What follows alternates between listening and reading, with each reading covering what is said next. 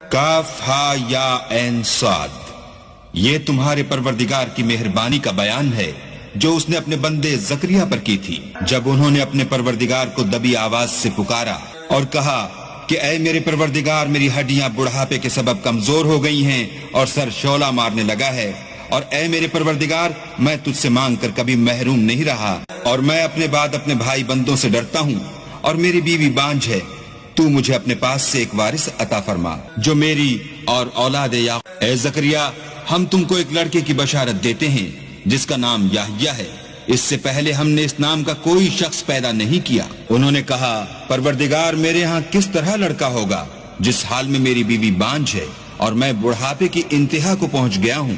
حکم ہوا کہ اسی طرح ہوگا۔ تمہارے پروردگار نے فرمایا ہے کہ مجھے یہ آسان ہے، اور میں پہلے تم کو بھی تو پیدا کر چکا ہوں اور تم کچھ چیز نہ تھے۔ کہا کہ پروردگار، میرے لیے کوئی نشانی مقرر فرما۔ فرمایا، نشانی یہ ہے کہ تم صحیح و سالم ہو کر 3 رات دن لوگوں سے بات نہ کر سکو گے۔ پھر وہ عبادت کے حجرے سے نکل کر اپنی قوم کے پاس آئے تو ان سے اشارے سے کہا کہ صبح و شام اللہ کو یاد کرتے رہو۔ اے یحییٰ، ہماری کتاب کو زور سے پکڑے رہو، اور ہم نے ان کو لڑکپن ہی میں دانائی عطا فرمائی تھی۔